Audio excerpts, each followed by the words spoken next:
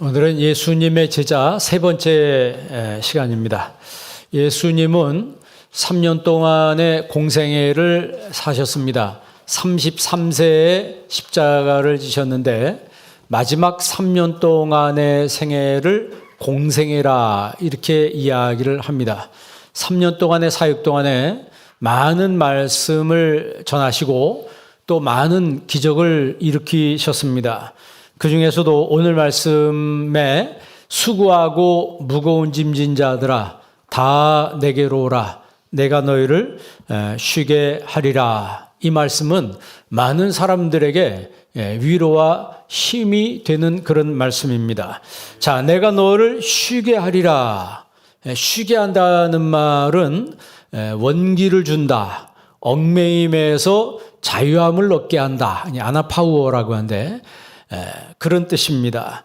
그러니까 죄에 얽매이고 눌린 사람들에게 참 자유를 주는 그런 말씀이죠. 29절에도 보면은 쉼을 얻으리니 너희 마음이 쉼을 얻으리니 수고하고 무거운 짐진 자들아 다 내게로 오라 내가 너를 쉬게 한다. 너를 자유하게 한다는 너에게 얽매여 있던 모든 그 억어되어 있던 모든 것들을 다 풀어주겠다 이 말이에요. 그리고 29절 끝에 보면 그리하면 너희 마음이 쉼을 얻으리니 뭐가 쉼을 얻는다고요? 너희 마음이 쉼을 얻는다는 거예요. 우리는 육체의 쉼을 위해서 좋은 데도 다니고 맛있는 것도 먹고 뭐 이런 걸 쫓아다니는 사람도 있어요. 그래서 한국에만 있는 맛집이라고 하는 그런 유행이 있는데 전 세계에서 찾아보기 힘든 이런 용어가 한국에서 유행하는 것은 이 육체의 안락함과 편안함을 추구하는 것이 그렇게 강하다는 얘기죠. 그런데 오늘 성경에서는 우리 몸의 쉼이 아니고 너희 마음이 쉼을 얻으리니 그 말이에요. 그리고 그 말은 너희 영혼이 자유함을 얻게 된다라고 하는 것이죠. 성경은 인간인 이 죄인인 인간이 저마다 무거운 죄의 짐을 지고 힘들게 살아간다 이렇게 이야기를 합니다. 그래서 실제로 현대 사회를 고독한 사회라 이렇게 이야기합니다. 그래서 우울하다는 거예요. 우울증 걸린 사람들이 점점 늘어간다고 그러죠. 우울하다, 고독하다, 너무 힘들다, 그리고 불안하다, 그리고 불만이 많다. 사람들이 불만이 많아요. 부부 가운데서도 불만이 많고 직장 가서도 불만이 많고 인간 공동체 여기저기서 불만이 많고 또 불안하다는 거예요. 내 미래를 생각하면 자꾸 이상하게 불안하다는 거예요. 여러분 그런 인류를 위해서 예수님께서 십자가를 지시고 우리에게 영혼의 안식과 자유함을 주시기 위해서 예수님이 이 땅에 오신 겁니다. 그리고 예수님이 부활하심으로 말미암아 우리에게 영원한 새 생명 주시기를 기뻐하셨어요. 그러니까 죄인이 예수님을 만나면 자유함을 얻는다. 너희가 진리를 알지니 진리가 너희를 자유케 하리라 그랬어요.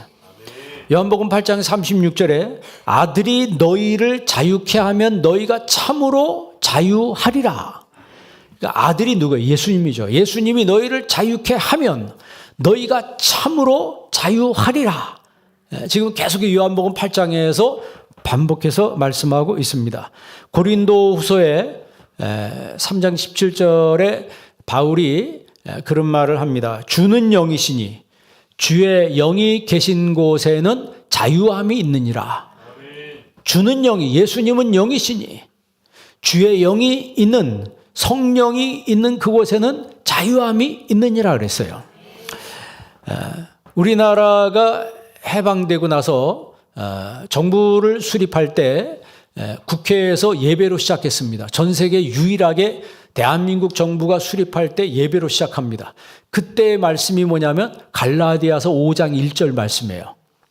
우리나라가 어떻게 보면 축복받은 나라입니다. 그리스도께서 우리를 자유롭게 하려고 자유를 주셨으니 다시 그러므로 믿음에 굳게 서서 다시는 종의 멍에를 매지 말라. 우리를 자유롭게 하려고 그리스도께서 우리에게 자유를 주셨으니 다시는 종의 멍에를 매지 말라.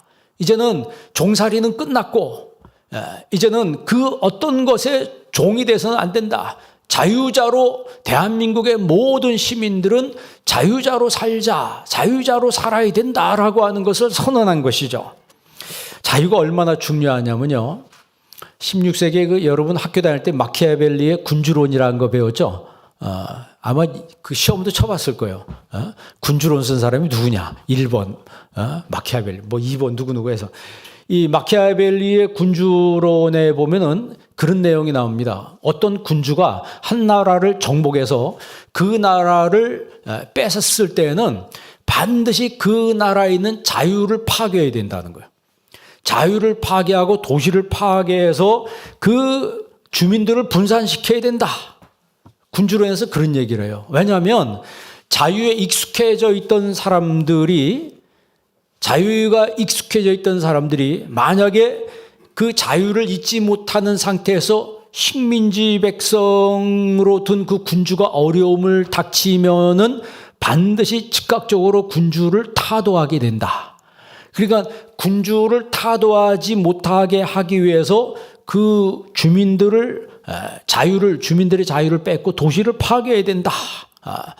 그리고 그들의 자유를 철저하게 억어야 된다. 이제 그런 이야기를 이제 군주론에서 하고 있어요. 대표적으로 김일성이라고 하는 사람이 우리는 이제 대한민국 자유민주주의가 수립될 때 북쪽에서는 인민민주주의가 수립이 되죠. 그러면서 김일성이 제일 먼저 한 게 뭡니까? 그 북한 주민들의 자유를 파괴하는 거예요. 철저하게 자유를 파괴하고 교회를 파괴하고, 그래서 만든 게 뭐냐면 오호제라고 하는 거죠. 5 식구씩 묶어가지고 서로 감시하게 하는 거예요. 5명을 딱 불러가지고 그 5명 가운데서 첫째를 불러서 내가 나머지 4명을 감시해야 된다. 그리고 보내요. 사명을 줘서. 그 다음에 또 한 사람 불러가지고 내가 나머지 4명을 감시해야 된다. 5명 불러서 각각 서로 감시를 하라는 거예요.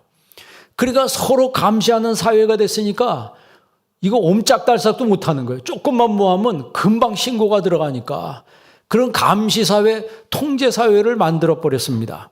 그게요, 일본의 그 도요토미 히데요시라고 하는 사람이 우리나라 옛날에 쳐들어왔잖아요. 임진왜란 때. 그리고 나서 임진왜란이 이순신 장군이라고 하는 사람에 의해서 실패합니다. 임진왜란이 실패했어요. 그리고 나서 도요토미 히데요시가 죽고 도쿠가와 이에야스라는 사람이 등극을 합니다. 그런데 그 당시 일본 사회가 기독교가 굉장히 부흥이 됐어요. 굉장히 기독교가 부흥됐는데 그 기독교 사상 중에 하나가 뭐냐면 자유함이라고 하는 거예요. 죄와 사망의 법에서 너를 뭐 했느니라? 자유케 했다는 거예요. 그러니까 예수님을 믿는 사람들의 삶 속에는 이 자유라고 하는 게 막 이 꿈틀꿈틀 올라오는 거예요. 그러니까 도쿠가와 이에야스가 정권을 계속해서 유지하기 위해서는 저 기독교가 존재해서는 안 된다 이렇게 생각하는 거예요. 그래가지고 기독교를 무시무시하게 박해하기 시작합니다. 그때 세운 정책이 뭐냐면 권인구미 정책이라고 그래요. 그게 뭐냐면 김일성이 했던 그 똑같은 거죠. 김일성보다 훨씬 이전에 한 거죠. 5가구를 딱 하나로 묶어가지고 벨트로 묶어서 너희들 중에 한 명이라도 기독교인이 나오면 4가구가 다 처벌받는다. 한 명이라도 기독교인이 나오면 다 처벌받는다. 이렇게 해서 기독교가 일본에 정착하지 못하도록 만들었어요. 그러다 나중에 에도 막부 시대가 돼서는 사청제도라고 하는 걸 만들어요. 사청제도가 뭐냐면 일본의 국교는 불교다. 그래서 모든 국민은 불교에 등록을 해야 된다. 그럼 내가 기독교 신앙인데 불교에 등록할 수 있어요, 없어요? 등록할 수 없잖아요. 그러면서 찾아내는 거예요. 기독교는. 그 다음에 세운 제도가 뭐냐면 후미의 제도라고 하는 거예요. 예수님의 그 성화를 땅바닥에다 해놓고 밟고 지나가라는 거예요.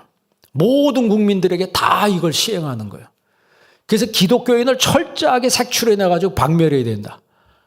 지금 여러분 일본에 왜 교회가 없어요? 사실 우리나라보다 한 200년 전 먼저 이 기독교가 들어왔고 한때는 기독교가 굉장히 부흥했던 그런 시절이 일본에 있었습니다. 그리고 많은 순교자도 있었어요. 그런데 한 국가가 제도를 세우고 한 국가가 법을 만들어서 한 종교를 박해하면 그게 오래 못 간다는 거예요. 그러니까 많은 성도들이 순교다 하고 했지만 사실 그 반기독교적인 제도와 일부 예배 때 뭐 기도한 집사님이 이 차별금지법 통과하지 못하게 달라고 이제 기도하고 그랬는데 그런 법이 계속해서 그러니까 불신자들이 반기독교적인 법을 만들어서 계속 제도를 만들어서 통과시키게 되면 나중에 기독교 선교도 신앙도 이상하게 침체가 되는 거예요. 왜냐하면 국가가 제도로 그렇게 만들어버리면 지금 당장이야 사람들이 난 믿음 지키겠습니다 하지만 자기한테 피해가 오거든. 자기한테 피해가 오면 사람들은요 피해를 안 보려고 합니다. 본능적으로. 그래서 신앙을 포기한 사람들이 점점 늘어나요. 그게 역사적으로 증명이 된 거예요. 그래서 여러분 예수 믿는 사람들이 잘 돼야 합니다. 그래서 여러분들이 잘 돼서 여러분 자녀들이 국회도 올라가고 저기 법무부에도 가고 법을 만드는 거 막 가가지고 그런 거를 하지 못하도록 딱 막는 위치에 있을 때 기독교 신앙이 더 존속될 수 있다는 거예요. 일본이 한 예입니다. 일본 어디 가보세요. 교회 찾아보기 정말 힘들어요. 일본 사람들 교회 20몇 명 모이는 교회는 큰 교회예요. 우리나라에서는 개척교회라고 하지만 우리나라의 개척교회가 거기 가면 큰 교회라니까요. 교회 찾아보기가 정말 힘든 것은 그 오랜 수백 년 동안의 그런 반기독교적인 제도를 만들어서 계속 시행하니까 나중에 이게 점점 소멸돼 버리더라 이 말이에요. 중국도 그랬죠. 저번에 영상 얼마 전에 작년인가요? 뭐 재작년인가 중국 공산당이 기독교를 막 교회를 파괴하잖아요. 막 폭파시키고. 그러니까 중국 정부의 인정을 받지 못하는 중국 정부에서 인정을 하지 않은 교회는 다 없애버렸어요. 그리고 중국 정부에서 인정하는 교회는 지금 어떻게 시행하냐면 어플을 다 깔게 해요. 어플을 다 깔게 해서 교회 오려면 어플을 통해서 허락을 받아야 된다. 허락을 받고 어플을 통해서 예스라고 하면 그때 이제 교회 갈 수 있는 거예요. 그러니까 이 주민들을 철저하게 감시하는 거예요. 철저히 감시하고 통제하는 그런 사회가 공산당 사회예요. 왜 그러냐면 기독교가 부흥하면 공산당이 존재하기 힘들다는 걸 그들이 아는 거예요. 그럼 미국이라고 하는 사회는 어떨까요? 미국은 지금 어떻게 되냐면 여러분 그 나라는 대통령 선서할 때 성경에다 갖고 선서하잖아요. 그리고 상원 하원 모이면은 예배를 드려요. 예배를 드리는데 마지막에 목회자가 뭐라고 기도하냐면 우리는 그러지 I pray in the name of Jesus Christ 하고 아멘 그래. 예수의 이름으로 기도합니다. 아멘 하는데 그 사람들은 지금 뭐라고 기도하냐면 다양한 종교의 이름으로 기도합니다. 아멘 이렇게 끝난다니까요. 예수님의 이름으로 기도하지 말라는 거예요. 이렇게 신앙이 좌경화되고 신앙이 점점 이상한 데로 흘러가면 사람들은 처음에는 반감을 갖고 그러지 말아야 되겠다 하면서도 그런 현상들이 점점 심화되면 나도 모르는 사이에 대부분의 사람들이 그냥 거기에 휩쓸려 간다는 거예요. 왜 그럴까요? 오늘 성경대로 보면 예수님의 제자가 아니기 때문에 그래요.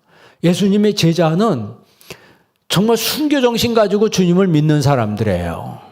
그런 확실하고 너는 내게 배우고 확실한 일에 거하라. 그 정도 수준에까지 갔을 때 박해가 오고 고난이 왔을 때 그걸 이겨내는 거예요.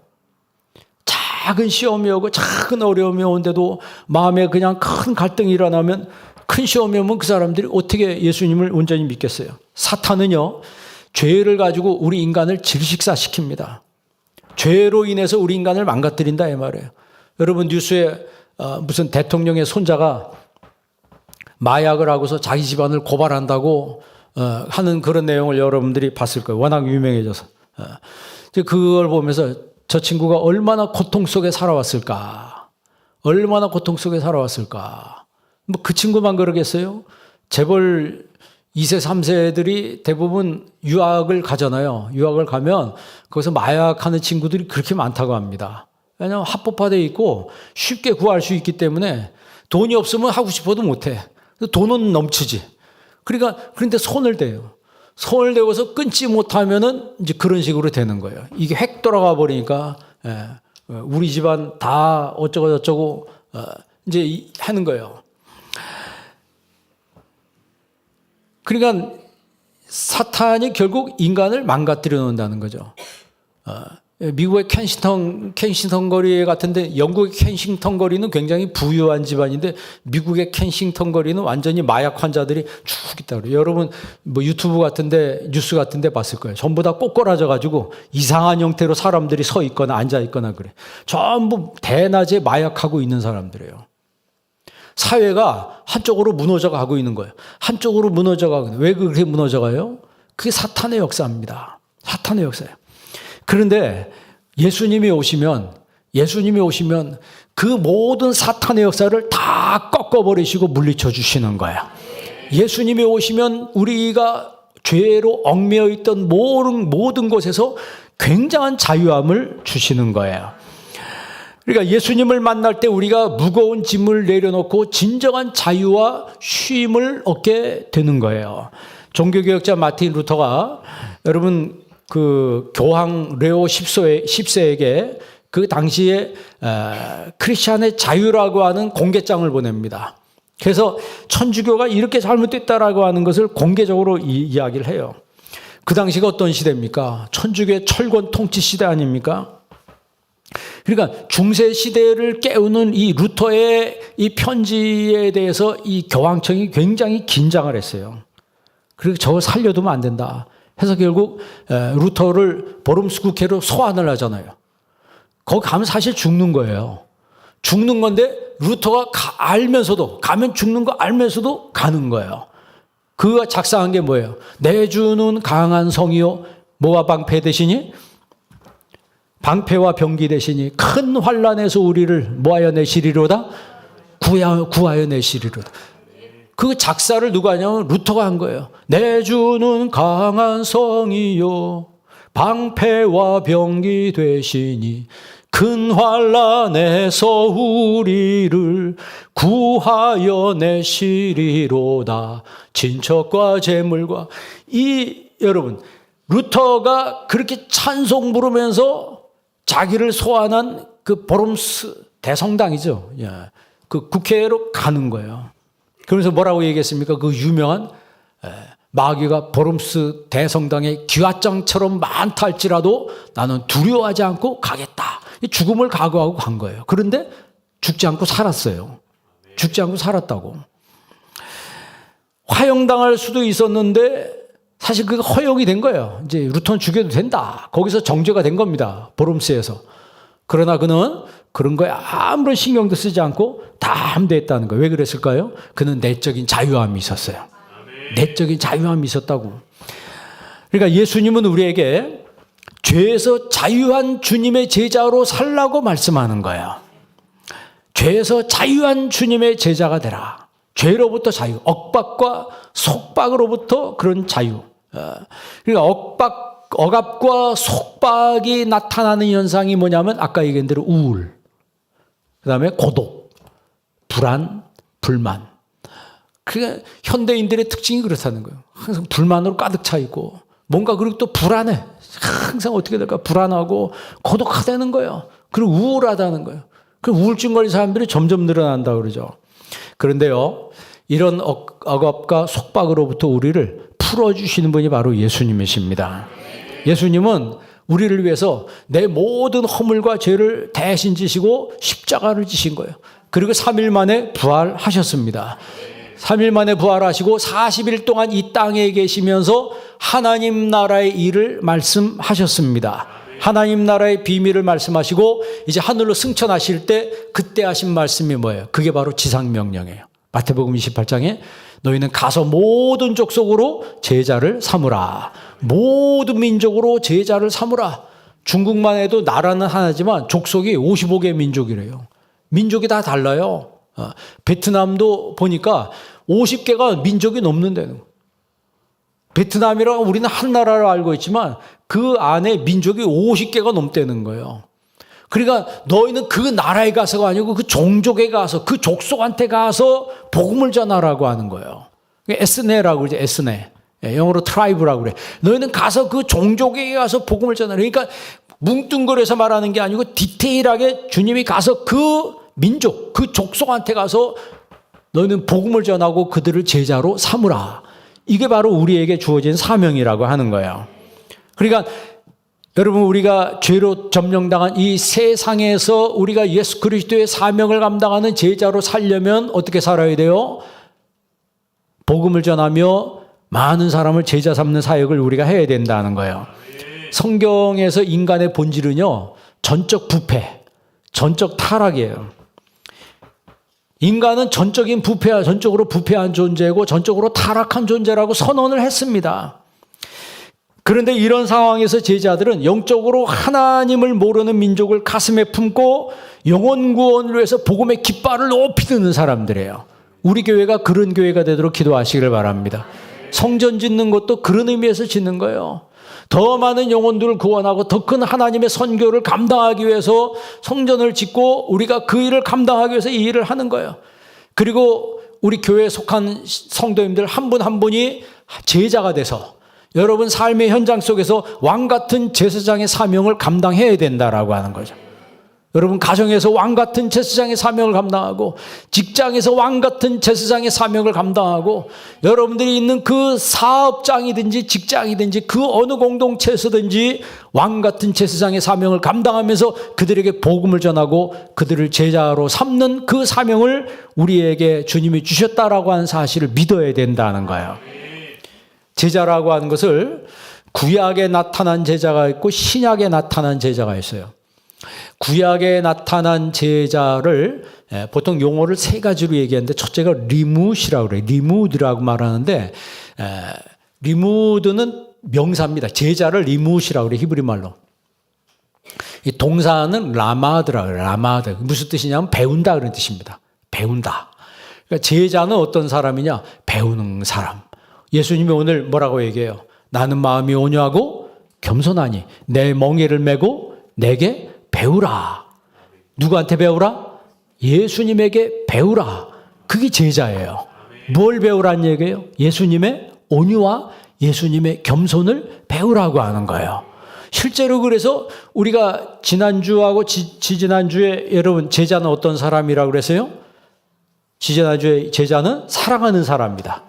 지난주에는 열매 맺는 사람이다. 그럼 오늘 말씀에 보면은 제자는 온유하고 겸손한 사람이라는 거예요. 제자는 배우는 사람인데 뭘 배우는 사람이냐? 예수님의 삶을 배우는 사람이다. 그러면 예수님은 어떤 분이시냐? 나는 마음이 온유하고 겸손하니. 그러니까 예수님의 온유함과 예수님의 겸손함을 배우는 사람이 바로 제자라고 하는 거죠. 자, 이사야서 8장 16절 한번 보십시다. 이사야서 8장 16절 읽습니다. 너는 증거의 말씀을 싸매며 율법을 내 제자들 가운데서 봉함하라. 아멘. 여기서 제자가 리무드 아까 얘기했다. 그리고 내 제자들 가운데서 봉함하라. 봉함한다는 게 도대체 무슨 소리예요? 그 말은 확실하고 분명하게 드러내라는 얘기예요.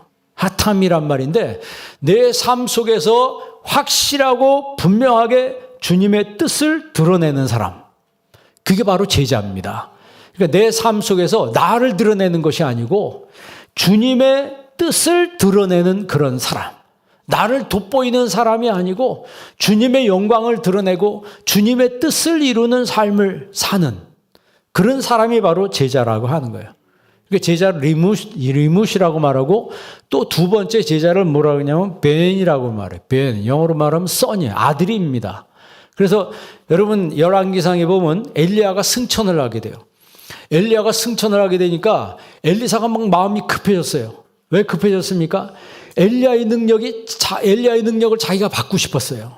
그래가지고 엘리야에게 쫓아다니면서 나한테 능력 달라고 막 그래요. 그러니까 엘리야가 뭐라 그래요? 오지 마 그랬죠. 오지 마. 그런데도 막 악자같이 쫓아다닙니다. 어디로 따라다닙니까? 길갈로 가면 길갈로 쫓아가고 베델레 가면 베델로 쫓아가고 여리고로 가면 여리고로 따라다니고 오지 말라는데 계속 와. 그러니까 엘리사의 제자들이 옆에서 막 좀 놀리면서 그러죠. 지금 당신의 스승이 지금 승천하려고 하는데 뭐 하시나이까? 당신의 스승이 지금 여리고로 갔나이다.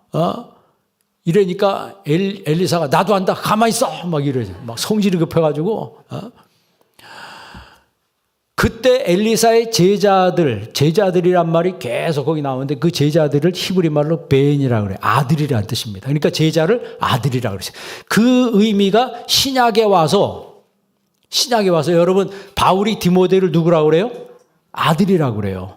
그게 바울이 유대인이었기 때문에 구약적인 의미에서 디모데를 내 아들이라고 말하는 거예요. 제자라. 그러니까 아들이 제자고 제자가 아들이에요.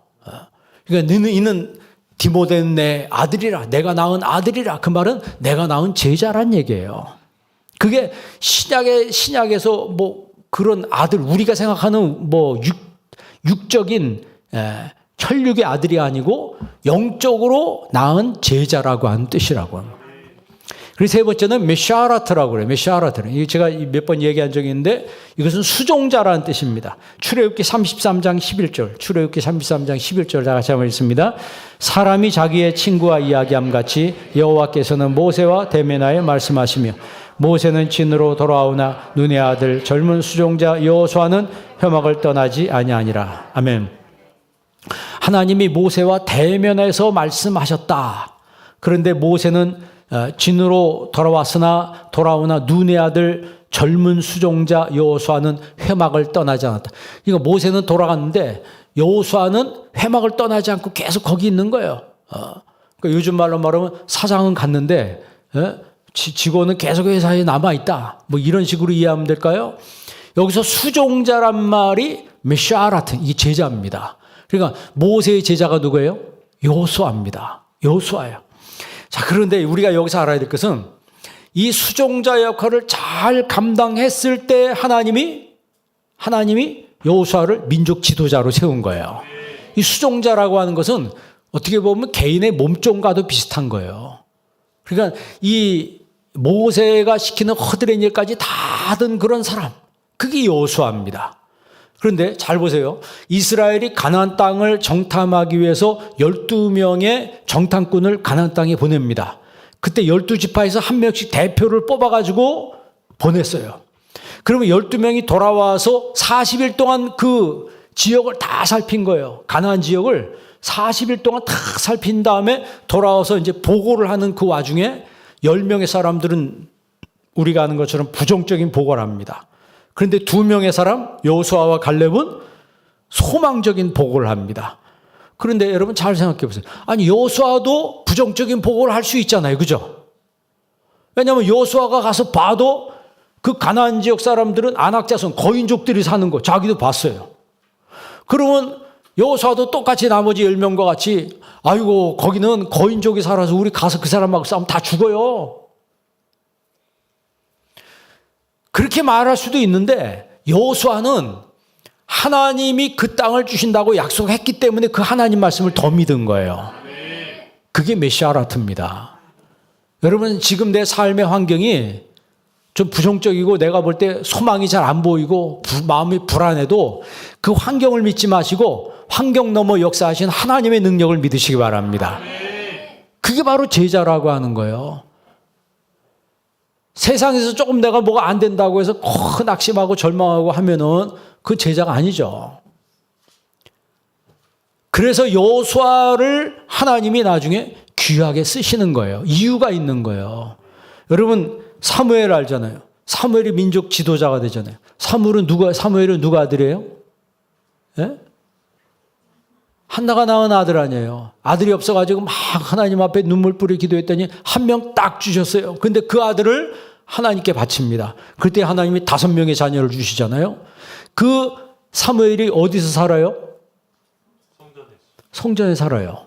엘리 제사장 집에 사는데 엘리 제사장이 그렇게 썩 훌륭한 사람이 아니에요. 좀 우유부단하고 좀 거시기한 이 제사장이에요. 그런데도 그 두 아들은 완전히 남봉꾼이야. 홈리와 비누아스는 아주 이거 순 엉터리들이에요. 엉터리 정도가 아니고 남봉꾼들이에요. 그러면 사무엘이 뭘 보고 배우겠어요? 에? 형들을 홈리와 비누아스를 통해서 배울 거 하나도 없고 엘리 제사장 통해서 배울 것도 없고 그런데 거기서 훌륭한 위대한 지도자가 나오더라 이 말이에요. 그게 무슨 얘기예요? 여러분 신앙생활 할 때 다른 사람 보지 마시고 여러분 한 명 한 명이 하나님 앞에 똑바로 서시기 바랍니다. 그게 중요한 거예요. 사무엘은 엘리 제사장이 엉터리로 살던 홈리와 비느하스가 이상한 인간들이든 그런 거 신경 안 쓰고 자기 신앙 하나님 앞에 올바로 하나님 앞에 기도하며 살았을 때 하나님이 나중에 이 사무엘을 민족의 지도자로 세우더란 얘기예요. 교회에서도 똑같습니다. 이 사람 저 사람 보지 마시고 여러분에게 맡겨진 그 직분대로 여러분 성실하시기를 바랍니다. 내가 큰 일을 하겠습니다. 그런 거 말하지 마세요. 주님은 내가 큰 일 하는 거 말하지 않고 내가 있는 위치에서 내가 있는 그 자리에서 변함없이 성실하게 주님을 섬기는 그 모습을 보신다는 거예요. 그걸 보시고 하나님이 그 사람을 크게 들어 쓰신다라고 하는 거죠. 엘리사도 마찬가지예요. 엘리사도 엘리야의 제자입니다. 엘리야의 제자인데 그 엘리사를 하나님이 나중에 크게 들어 쓰시더라. 여호수아도 마찬가지. 그러니까 여호수아를 가리켜서 메시아라트라고 그래요. 그러니까 구약 성경에는 제자란 말이 세 가지로 쓰이는 거예요. 리무시라고 하는 말과 그다음에 메인이란 말, 아들이란 말과 그다음에 메시아라트는 수종자라고 하는 그런 말. 이 보면은 다 어떻게 보면 내가 남의 일 감당하는 거예요. 내가 남의 일 감당하는데 나중에 보니까 하나님이 그런 사람을 쓰시더라고 하는 거죠. 내가 먼저 종이 되지 않으면, 내가 먼저 섬기는 자가 되지 않으면 하나님이 지도자로 세우지 않는다는 거예요. 그러면 신약에 있어서 제자는 뭐냐? 신약에 있어서 제자는 뭐냐? 제자는 우리 오늘 11장 29절 말씀 보십시다. 11장 29절 다 같이 한번 읽습니다. 나는 마음이 온유하고 겸손하니 나의 멍에를 메고 내게 배우라. 그리하면 너희 마음이 쉼을 얻으리니. 아멘. 여기 보면 나의 멍에를 메고 내게 배우라. 배우는 게 바로 제자입니다. 그러니까 제자를 이제 마세테스라고 그래요. 그 마사테스가 명사인데 동사로는 만사노라고 그래요. 만사노란 말이 배운다는 얘기예요. 그러니까 제자는 어떤 사람이냐? 배우는 사람이다.